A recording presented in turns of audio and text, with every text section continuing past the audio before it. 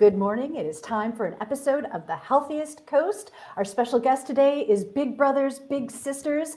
I'm your host, Tina Prigge. I'm joined by guest host Brittany of HMC Substance Use Prevention. And Brittany, we've got some special guests to welcome to our show this morning, representing Big Brothers, Big Sisters. Ladies, when I call you out, just give a little wave to the camera. We've got Denise Whitstock, Nikki Rick, and Allison McMorrow. Ladies, good morning and welcome to Healthiest Coast. Oh, looks like they've popped out. Oh, no. I hope that they will jump back in. I hope that wasn't planned. Holy moly. Denise, did you know Good morning, this was going to Tina. happen? Good morning, Brittany. How are you? Good morning. So thank you so much for joining us this morning.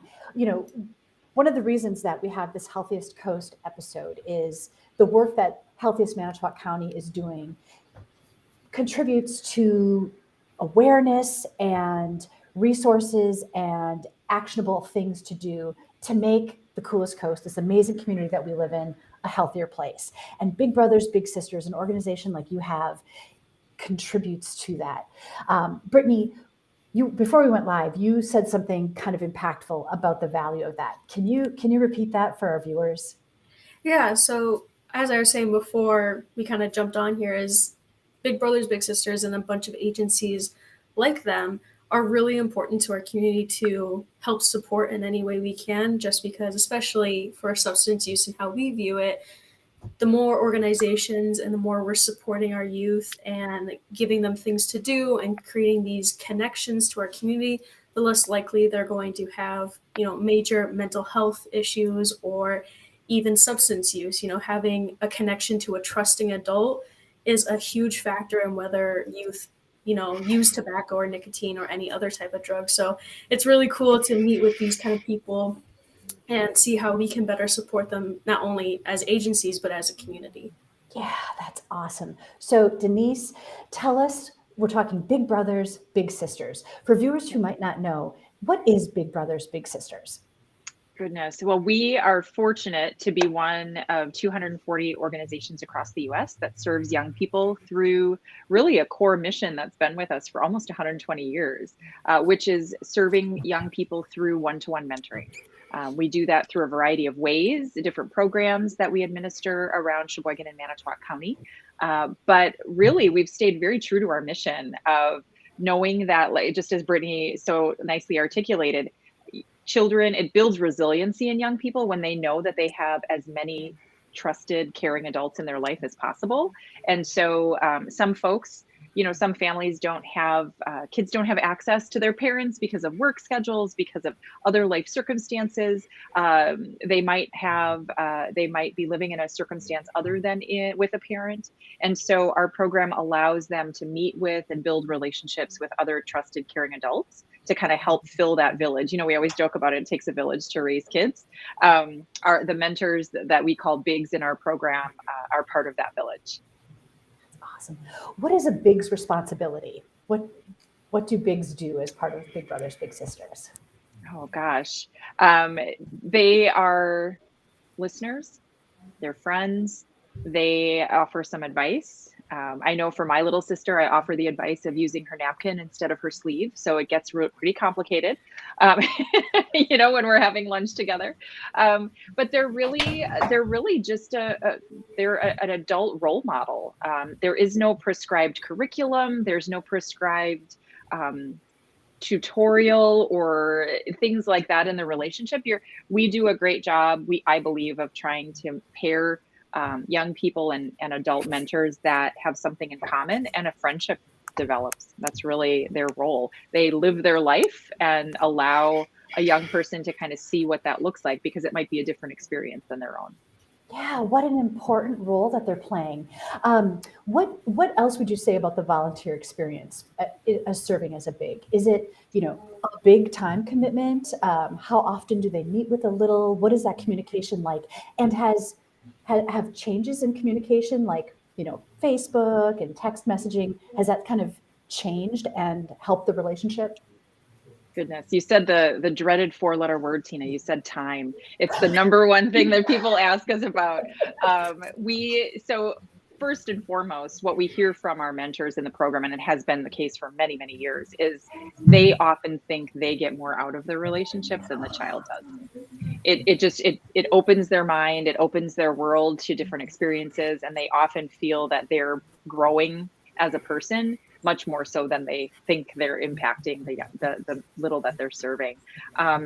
3 to 4 hours a month, like I said, it's a friendship, and so people, it's very flexible. We have programs that are much more scheduled. So we have a school-based program where you could go in and have lunch each week with your little, so that you professionals can calendar that, or you could put it in your schedule. But otherwise, our program's very flexible. Some weeks it might be Tuesday after work where you're grabbing a meal or a movie or going to see a sporting event that we may have provided tickets for. Some week it might be the next week, it might be a weekend where you're grabbing breakfast and then doing some work at your home in the yard, or fixing a car, going fishing. It really kind of depends, but it's very, very flexible. But average people are telling us 3 to 4 hours a month. I think it's Wow. also important that you said, like, it really depends on what you're really able to give. Like, it doesn't have to be these extravagant things that you see in the movies of like a Big and Little and they go to a baseball game every weekend. Like, it can be little things like your personal interest of like fishing or, pottery or whatever you're able to share your interest along with your little, and it doesn't have to be these grand gestures. Sure, absolutely. Brittany, a lot of Brittany, that's really. Oh, I'm sorry. That's no, really please, important. Allison, go ahead. Yeah. That's the message that we spent. Make sure our mentors understand that it's about the moments and about the time that they're spending with their littles, and it's not about the money spent on that time. It's about finding a new park to adventure together and walking along the beach and picking up rocks and doing a public service event together and picking up trash with other volunteers and volunteering together somewhere. And it's about those moments and that time together, and not about going to Six Flags and spending a huge amount of money on something really, really big. It's about that time. And when we talk to bigs and littles that have been matched for a really long time, and we ask them, looking back at your time together, what are some of your favorite memories? And the favorite memories are those moments. It's not the big grand things, it's the moments. It's the car ride to Lambeau and those conversations. It's not the big events. Yeah, that's really cool. And quite honestly, during recruiting and during presentations and things, we try and take the word time completely out of it and try and not put a number on it, because it's not exactly as she said. We have people that meet every other week on a specific day for an hour and a half, or an hour, but it's worth that piece of it. That's okay. Is everyone all right over there? Yep. Guys, someone good. fell down. All is good. No, that's So important. that is it. That's a big piece of it from the time. And we all have time to do a little extra. And a lot of people, the more things they have in their schedule, the more time they find to have more things to do in their schedule. It's just kind of one of those things. And it is very valuable for the little, but as Denise had said, it is very valuable for the big. No greater gift really can a big give than to share some of that time and experience to be a mentor for a little. So how do you match them up? How does somebody become a big, and how does somebody become a little, and then how do they get connected? Oh, goodness. It's a loaded question, apparently. I know, yeah. Yeah, I mean, because there's a lot that goes into it, actually. There really is. And the one that could wrap this all up a lot quicker, our enrollment specialist and engagement person, Caroline, spends a lot of time. We have a newer enrollment process that we're working in that's more engaging, more building that relationship piece. It's taking less time to do the training aspect. That is very, very important to have that, but building the relationship piece beforehand. There's an interview process that goes in for littles and bigs. There's a whole series of stages and clicks of the button to make sure everybody's done it, but we do background checks, and we have references that we have to cover, and it's gone through the federal system to make sure that we have crossed every T and dotted every I to make sure of that. And then because our enrollment, Caroline, has had the opportunity to really get to know both of them and all of our littles and bigs, she kind of looks at the interests. We do have times when there might be they may have more needs than some adults would be able to handle, but some other adults could. So there's a lot of factors that go into the final decision. And she'll have conversations with Allison, who is our programs director. She'll have conversations with me. She'll have conversations with whom the match specialist will be for that, to make sure that they also feel the same way from that standpoint. But a lot of getting to know, and a lot of making sure that we have covered everything that we need to, because safety is the primary piece of all of that. And so and now the other two can jump in there, because I'm sure I forgot plenty. So Tina, a really important factor to add on to what Nikki was saying is communication. We want to make sure that our bigs have really good communication with our families as well. And regardless of what that family structure looks like, as Denise said, not all of our littles reside in a two-parent home. There are other living situations. So that communication is really important. So we want to make sure that in that matching process, does the communication style for the big align with the communication style for the parent or the guardian? And does the work schedule align for that communication and the ability for them all to get together and to be able to meet in a really cohesive way? Because we want that relationship for the big and the little to hit the ground running, the relationship for the parent and the guardian and the big, because we want it to be not just a triangle for the three of them, but to be really a square for our staff as well, to support that relationship, because it's not just the mentoring of the big and the little, but it's the mentoring of our staff and the big, our staff and the little, and the parent guardian in that mix. Because as we know, our littles that are coming in to our program, and the parents and the guardians coming into our program are coming with their own histories. And that some of our bigs are coming with their own histories too. And a lot of trauma exposure. And what we know about trauma is a lot of healing happens in the power of relationships. So if we can do our best with the matching for everybody involved, we can really set that relationship up for success and set the power of the healing in that relationship up for success. So as Nikki was saying, a lot of energy and thought goes into the matching process. And in case you haven't picked up on, the relationship is the key word in all of it. And it starts from recruiting. It starts from Denise talking to one of our businesses, our corporations, and it's a whole trickle down, and really building that entire relationship piece where it is a whole. It is not just their match specialist or just the big, the little, and the family, or it is Big Brothers Big Sisters Shoreline as a whole, where anyone could reach out to anyone at any time and know that we can assist them or put them in the right direction and build a relationship piece, because it's been missing for a couple of years, just as a whole in the country and in pieces, and building that back. And that comes with trust, and that just helps everything grow from there. Yeah. And so what I'm hearing is there's definitely support provided from the Big Brothers Big Sisters organization, right? So if somebody commits to being a big, they're not just out there on their own having to figure it out. So that's so important. And so how often, what's like a typical big brother, big sister, big to little relationship timeline? Is this what's the commitment? Denise, you Oh, mentioned that you had a sure. little sister. How long have you had that Sure. relationship?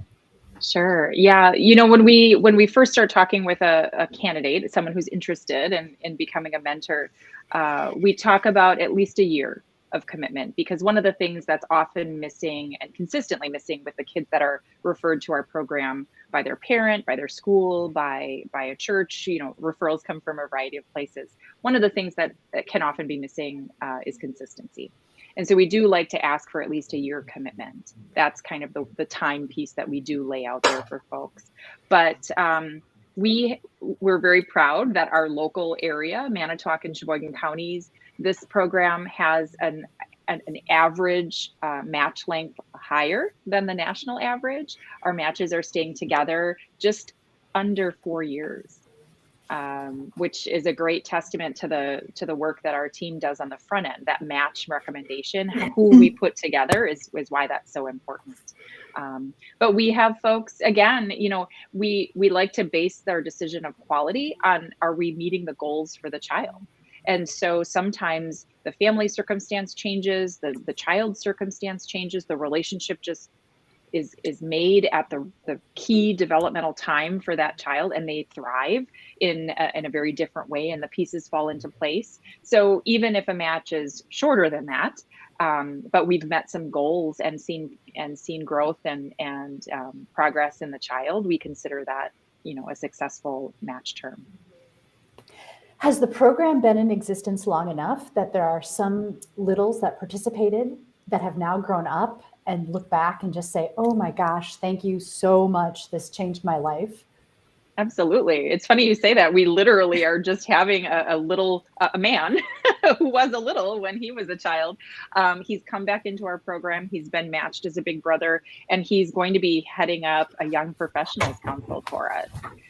We have another adult who was a little in our program who has founded a scholarship for our program because he was raised by a grandparent. And so for kids like him, he's created an endowed scholarship for them to have some opportunities that he had thanks to this program and his grandmother's support. So we see a lot of that. And nationally, we have a national Hall of Fame that we've inducted folks into: federal judges, celebrities, athletes, people from all walks of life. The CEO of Cargill, I believe, is a former little.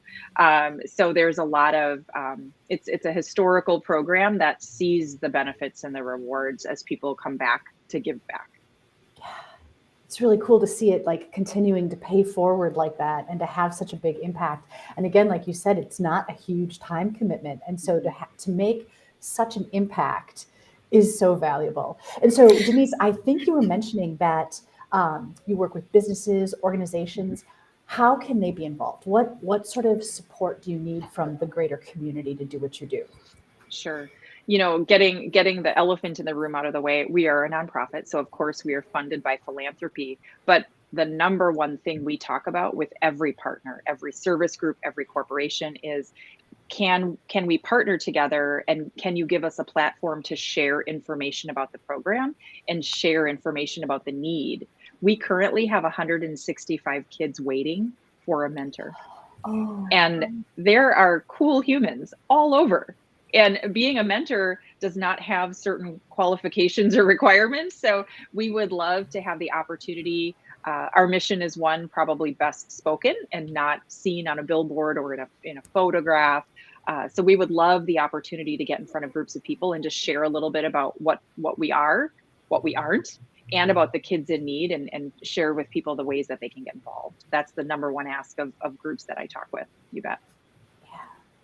Are there any organizations, businesses locally that are, so forward thinking on this issue that they encourage their employees to become bigs in this situation, and or even carve out time during the work week, or extra lunches or anything like that? Yeah, absolutely.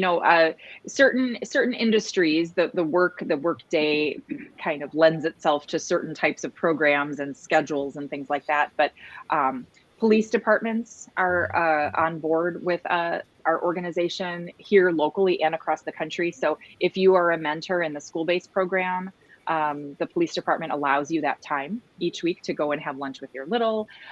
Banks have a good way of getting people out and doing that. We often have, a lot of companies have adopted the concept of volunteer hours throughout the year. And so they offer time away and paid opportunities for their employees to get away. But the other ways that corporations engage are really through advocacy. We had the first weekend of our annual Bowl for Kids' Sake event in Two Rivers just a few days ago. And the number of corporate business leaders that we saw there with their teams that they had brought out to participate, to hear about the program, to learn more, and then they'll have us into their companies to follow up and talk with those folks and kind of connect the dots is amazing. You know, Hayden Company, Kaysun, Lakeside Foods, you name it, Banks, Van Horn Automotive, all kinds of companies really participate and make that full circle where they provide the support, but they also provide the access and the information sharing. Ah, that's wonderful. And you mentioned an event. Do you have other events that are coming up, that are planned, that you want people to know about? For those listening this morning, join Nikki tonight, definitely. I was going to say, I could have segued from the gentleman that has become a big that was a little will be there this evening at Sabbatical from 5 to 6:30. We're going to have a very casual meet and greet, get to learn about Big Brothers Big Sisters Shoreline and talk more about this area and let people know what we are and what we can offer. Bringing the social aspect back and really having people just talk about us. And we will also be running that into a series of breweries throughout the year because the following week we'll go to Three Sheeps after we've got Sheboygan this Saturday for our bowling. So we'll do Three Sheeps the week after. And then I made some promises for some other breweries there from Cool City and Pet Skull and everything. So we're looking to really bring social back, bring people wanting to be together, and word of mouth is the best way you can have that. And it would be great for people to come out tonight and meet some of our bigs that we've had for some periods of time. And then also one of our newer ones that was a little himself. He has a pretty cool story because a lot of people think that they don't have someone else, or he was just a different circumstance. Mom worked a couple jobs. Mom and dad were divorced when he was young, but he still has a good relationship with his dad. Mom just thought he needed extra, and he was very appreciative of it because he plans on having dad do this when the youngest sister goes to college this summer. So he has his dad lined up to be a big, but so it's not always that they don't have someone. They need a little extra. There's different stuff to go through. So it's neat to hear all the stories from both sides of it. So yep, Sabbatical tonight, 5 to 6:30. Come and join us. We have pizza from Pizza Garden, and obviously there's some excellent taps running well, and then they've got trivia right after. So yeah, good job. Even if you didn't plan on it, you're going for trivia. You're going to have to listen to me. There you go. What do you think is one of the best kept secrets? Something that you don't want to be a secret about Big Brothers Big Sisters or about the experience? I think one of the best, what I would say is the more I get to know each community and the longer I am fortunate enough to work in this business, Big Brothers Big Sisters has touched us all in some way, and we just might not have known it. This is an organization that has pervaded the country. I think about business leaders when I first came to the agency in 2017. People that are running multi-billion-dollar international companies were on our board of directors when they were in their early start of their career. They've been bigs, they've been bowlers, they've been chefs at our culinary event, things like that, and generationally. like, oh, I didn't know until I got the job that this girl that my aunt used to always bring around was her little sister when I was little. I just thought it was a friend that came to hang out with our family. All these different stories. I think that's the best kept secret, is people, sadly, in my opinion, don't often talk about being a big. And there are so many people that we've served millions and millions of kids across this country, and that has to be done by someone. So I think a recent best kept secret is that some of the events that Nikki was talking about and our scouting nights that are happening at Sabbatical Brewing and Three Sheeps are leading, they're part of a larger national campaign called the Big Draft. And locally, we are very excited to be working with Pro Football Hall of Famer Leroy Butler, who is our ambassador for this campaign. While the NFL is drafting its new class of players, Big Brothers Big Sisters is drafting its new class of mentors. And Leroy, if you don't know him, I'm shocked, and you should, but if you don't know his story, he grew up in poverty. He grew up with physical limitations that up until the age of 10, he didn't know if he'd ever walk. And now he's a Pro Football Hall of Fame, all pro, safety in the NFL. So some amazing stories, but he knows and is willing and has partnered with us to talk about the importance of having that caring adult to just have the conversations with, to get the advice from, and to have in your corner. Yeah, it's rewarding, fulfilling. By serving as a big, you're mentoring a little who can then become a thriving member of our community, right? And go on to do great things. So, ladies, if somebody is watching and they're like, okay, this is me, I can do this, I want to be a big, what's the next step? What do they do next? It's easy, actually. It's very easy. The first step is having a conversation with Caroline to get some of your other questions answered. That's really the first step, because we want to make sure that people that are excited get those questions answered for them. They can call our office at 920-458-0111 or visit our website, bbswishoreline.org. And there's a button in the upper corner that says Become a Big. And all they do is submit their email and phone number to have that conversation. Okay, give me the website address one more time. I'm going to put it on screen. So you said BBBS. Oh, awesome. BBBSWI shoreline.org. .org. Okay, let's see. Thanks, Tina. I think you guys made a really great point with you're not replacing a parent, and it's always someone always needs just a little more help. And this is just a really easy way to give back to your community and inevitably, in the end, create a stronger community in the future for our youth who are eventually going to become, the breadwinners and the main people we see in our community. Mm-hmm. Absolutely. Well, think about it. I mean, each of us here on the screen, I'm sure we can think of a teacher, a pastor, a coach, an aunt, someone in our life outside of our parent or guardian that we got advice from, that we would turn to and ask questions. That's really what this is just kind of helping fill that village. And we all need a little extra right now.